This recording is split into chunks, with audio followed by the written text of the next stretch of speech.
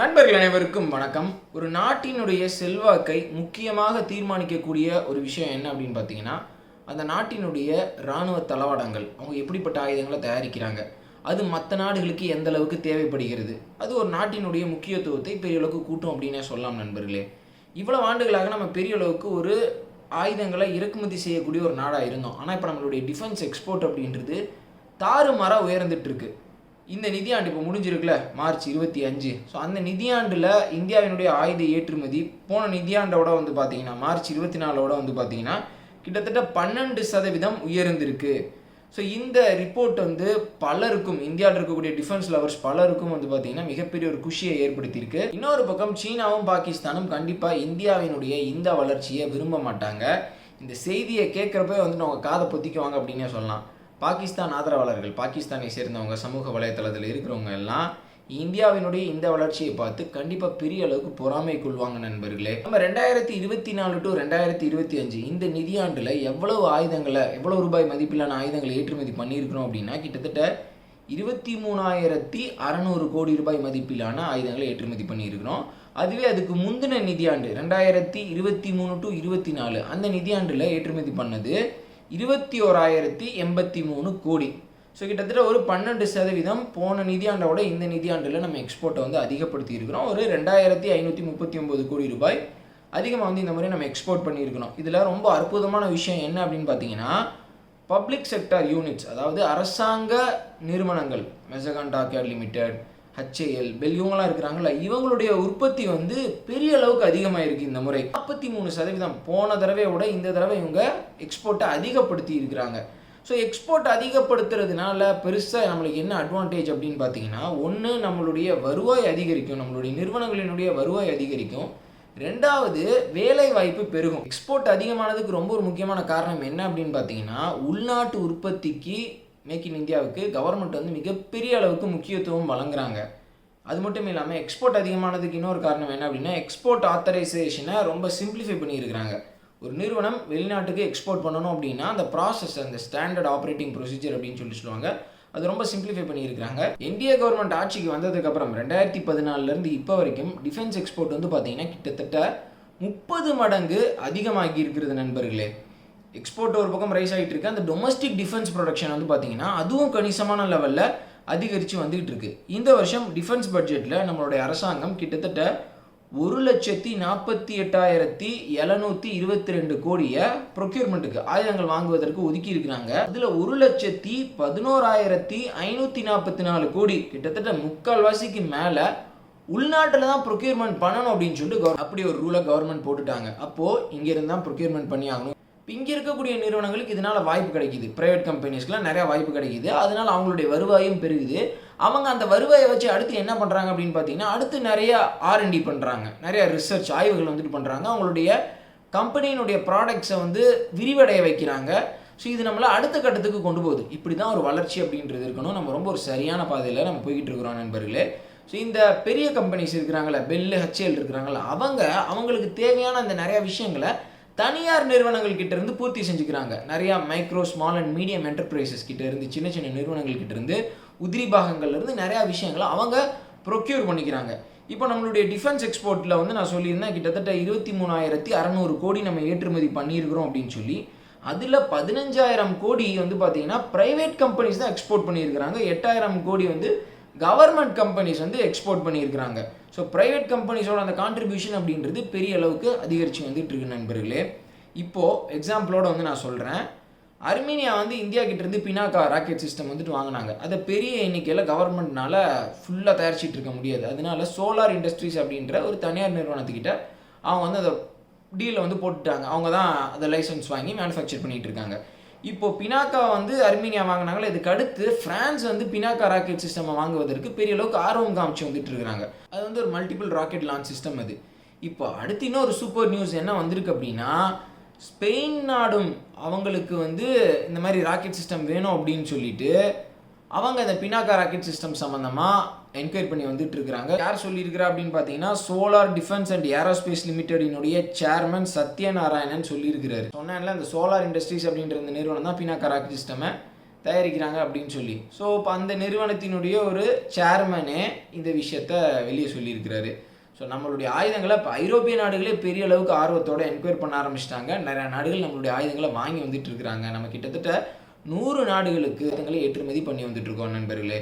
அடுத்த ஒரு தனியார் நிறுவனம் வந்து பார்த்தீங்கன்னா பாரத் ஃபோர்ஜ். அந்த பாரத் ஃபோர்ஜினுடைய சேர்மேன் பாபா கல்யாணி என்ன சொல்லியிருக்கிறார் அப்படின்னா, அவங்களுடைய சேல்ஸில் கிட்டத்தட்ட 90% எக்ஸ்போர்ட்டில் தான் வந்து அவங்களுக்கு வந்திருக்கு, சேல்ஸ் வந்து வந்திருக்கு அப்படின்னு சொல்லியிருக்கிறாரு. கிட்டத்தட்ட 100 கன்ஸ், ஆர்ட்டிலரி கன்ஸ் நான் சொல்கிறது 100 கன்ஸை பல நாடுகளுக்கு நாங்கள் ஏற்றுமதி செஞ்சுருக்கிறோம் அப்படின்னு சொல்லியிருக்கிறாரு, இன்க்ளூடிங் ஐரோப்பிய நாடுகள்.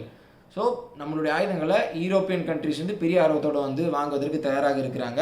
இந்த 100 ஆர்ட்டிலரி கன்ஸை வந்துட்டு நாங்கள் எக்ஸ்போர்ட் பண்ணியிருக்கிறோம் அப்படின்னு அவர் சொல்லியிருக்கிறாருல, அதில் 18 கன்ஸ் வந்து பார்த்தீங்கன்னா advanced towed artillery gun system, சரிங்களா? அதை வந்து இன்னும் இந்தியன் ஆர்மியை இண்டெக்ட் பண்ணல, அதுக்கு முன்னாடியே நம்மளுடைய தனியார் நிறுவனங்கள் அதை எக்ஸ்போர்ட் பண்ண ஆரம்பிச்சிட்டாங்க.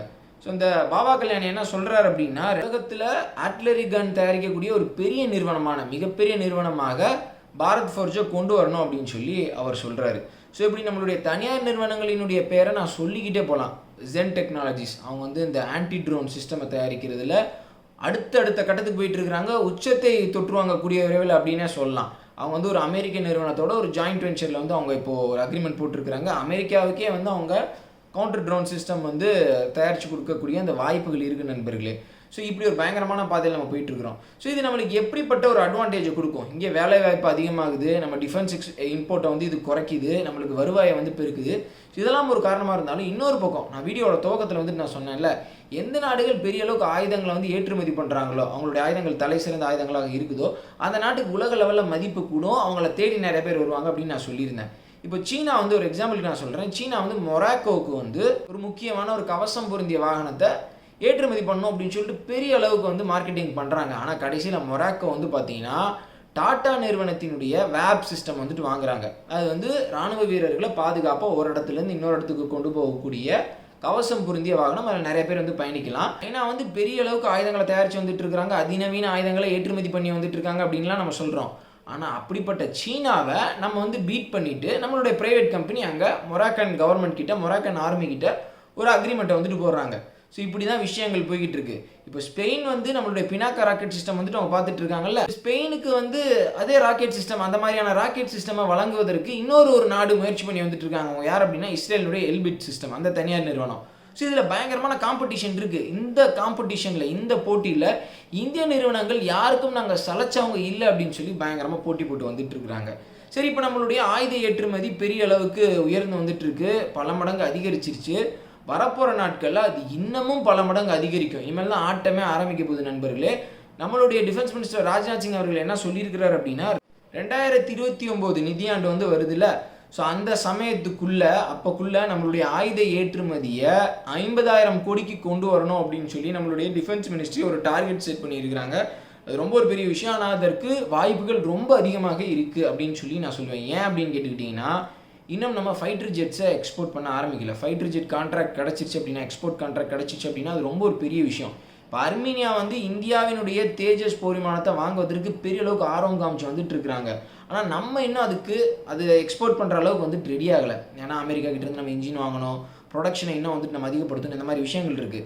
அர்மீனியா இந்தியா கிட்ட என்கொயர் பண்ணி நிறைய விஷயங்களை கேட்டு தெரிஞ்சுக்கிட்டதுக்கப்புறம் தேஜஸ் மார்க் 2 போர் விமானத்தை நாங்கள் வாங்குவதற்கு தயார் அப்படின்ற மாதிரி பெரிய அளவுக்கு ஈடுபாடோடு இருக்கிறாங்க. அதுக்கு என்ன முக்கியமான காரணம் அப்படின்னு பார்த்தீங்கன்னா, அசர்பைஜான் வந்து பாகிஸ்தான் கிட்ட இருந்து JF-17 போர் விமானம் வந்து வாங்கியிருக்கிறாங்க. சீனா தயாரித்த JF-17 போர் விமானத்தை வந்து வாங்கியிருக்கிறாங்க. அது வந்து கிட்டத்தட்ட 17 எண்ணிக்கையில் வாங்கியிருக்கிறாங்க. ஸோ இந்த போர் விமானம் வாங்கினதுக்கப்புறம் அர்மீனியாவுக்கு ஒரு பெரிய செட்பேக் வந்து ஏற்பட்டது. அர்மீனியா கிட்ட இருக்கிறது எல்லாமே வந்து பார்த்தீங்கன்னா பழைய சோவியத் யூனியன் காலத்து ஃபைட்டர் ஜெட், Su-27, அப்புறம் MiG-29, அப்புறம் Su-30. ஸோ இது எல்லாமே கம்மியான எண்ணிக்கையில் தான் வந்து அர்மீனியா வச்சுருக்கிறாங்க. ஸோ அதனால் கூடிய விரைவில் ரொம்ப ஒரு அதிநவீன போர் விமானமாக வாங்கணும், அதுவும் இந்தியா ஒரு ரிலையபிள் பார்ட்னர், அவங்க கிட்டேருந்து வாங்கினா நல்லாயிருக்கும் அப்படின்னு சொல்லி அவங்க ஒரு முடிவில் இருக்கிறாங்க. ஏற்கனவே நம்ம கிட்டேருந்து பினாக்கா ராக்கெட் சிஸ்டம் வாங்கிட்டாங்க, ஆகாஷ் ஏர் டிஃபென்ஸ் சிஸ்டம் வாங்கிட்டாங்க, அப்புறம் AT-AGS வாங்கிட்டாங்க. ஸோ இப்படி சொல்லிக்கிட்டே போகலாம். ஸோ இப்போ அர்மீனியா அடுத்த ஆயுதத்தை வாங்குவதற்கும் தயார் நண்பர்களே. பாகிஸ்தானும் சீனாவும் இந்தியாவுக்கு எப்படியாவது ஒரு பெரிய நெருக்கடியை போட்டுருணும். இந்தியா வந்து நிறையா விஷயங்களை ஆயுதத்துக்கே செலவு பண்ணி அவங்களுடைய அந்த பணம்லாம் கரைஞ்சு போகணும், அப்படி ஒரு ப்ரெஷரை இந்தியாவுக்கு போடணும் அப்படின்னு சொல்லி கூட்டு முயற்சியில் பல ஆண்டுகளாக ஈடுபட்டு வந்தாங்க. ஆனால் கெட்டதுலேயே ஒரு நல்லது நடக்கும் அப்படின்னு சொல்லிட்டு சொல்லுவாங்கள்ல, அந்த மாதிரி நம்மளுக்கு 2 எதிரிகள் இருக்கிறதுனால நம்மளுக்கு ஏற்பட்ட ஒரு நல்ல விஷயம் என்ன அப்படின்னா, இந்த டொமஸ்டிக் டிஃபென்ஸ் ப்ரொடக்ஷன் அப்படின்றது பெரிய அளவுக்கு மாற்றத்தை கண்டு வந்துட்டுருக்கு. அதனால் நம்மளுடைய ஆயுத ஏற்றுமதியும் வரும் காலத்தில் பெரிய அளவுக்கு மாறப்போகுது. எது நம்மளுக்கு ஒரு பெரிய சிரமமாக ஒரு பெரிய சுமையாக இதுக்கு முன்னாடி இருந்ததோ அது நம்மளுக்கு கை கொடுக்க போகுது அப்படின்னே சொல்லலாம் நண்பர்களே. இது ரொம்ப ஒரு மாபெரும் மாற்றம். ஸோ இந்த விஷயத்த கண்டிப்பாக உங்களுடைய நண்பர்களுக்கு ஷேர் பண்ணுங்கள். அதான் நான் டைட்டில்லையும் தம்ப்நெயிலையும் நான் சொல்லியிருக்கிறேன்.